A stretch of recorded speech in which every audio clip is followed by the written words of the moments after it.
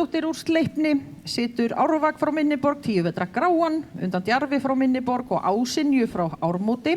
Vigdís Anna keppir fyrir Holtsmúla, vertu velkomin, þú hefur þína sýningu og gangi þér vel. Fanndís Helgadóttir ætlar svo vera tilbúin.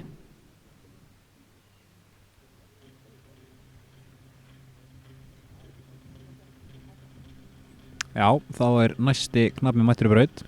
Já, Vigdís Anna byrjar hérna á hægu tölti. Já, byrjar hérna bara nokkuð vel. Já, fínn hraði. Já, góðu taktur. Góðu taktur. Hestur mjúkur og hérna, já, þetta bara... Vel baður, bara...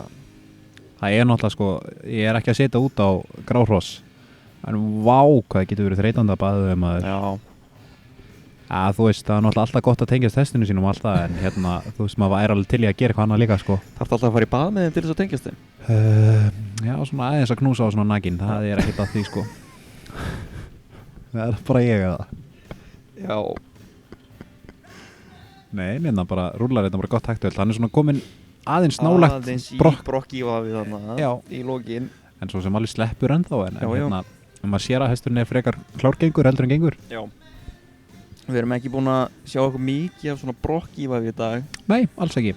En þarna hann orðið bara klárgengur á tölti og bara á milli sjáuð að hægri framfótur og vinstri afturfótur fara bara fram á sama tíma og þá ertu bara eiginlega bara meira brokki heldur en tölti, sko. Já, þetta komið svona fullnálægt brokkinu og knappinn gerir vel að halda honum á tölti bara.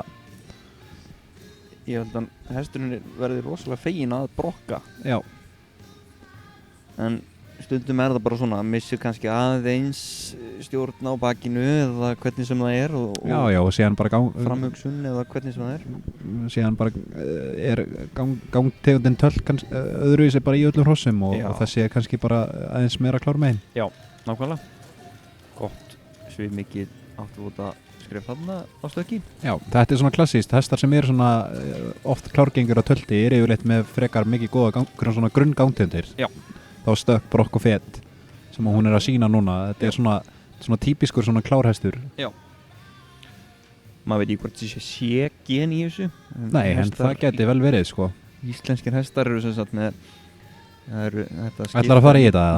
Nei, ég bara Ég ákvað að stoppa og byrja að koma út í einhver vitleysu.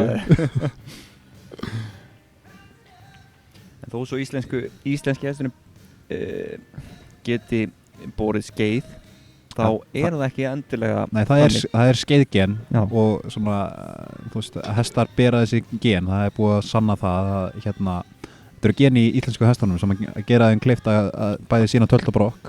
Nei, tölt og skeið segi ég. Tölt og skeið og brokk og bara allt. Og þessi tölt og skeiðgen kallast AA ef að hestur með bæði tölt og skeið. Þú fóst bara út í þennan pakka. Já, við erum komnir. Já. Og hérna síðan líka til hestar sem að CA hestar og þá bera þeir ekki skeið. Þá þeir bara með þetta töltgen. Síðan sjálfsögður líka til CC hross og þá hvorki tölta né skeiðu. Og Þór ætlar ekki að hjálpa mig mikið en þetta alveg rétt hjá mér, ég veit allt um þetta. En hún bara klárað hérna góða sýningu á feti og þetta svona eins og ég að tala um áðan. Þetta svona típiskur hestur sem getur verið klárgengur og tölti að þessar grunngangtegundir eru virkilega góðar í honum. Nákvæmlega. Takk kærlega fyrir Vigdís Anna og Árvagur. Og það eru komnar einkunnir, þau hljóta 6,2, 6,5, 6,0, 6,0 og 6,1 gerir 6,10 og það 10. sætið eins og En þá næst í braut Fanndís Helgadóttir, kemur úr Sörla og situr hann Hraunhamar frá Ragnheiðarstöðum. Hraunhamar á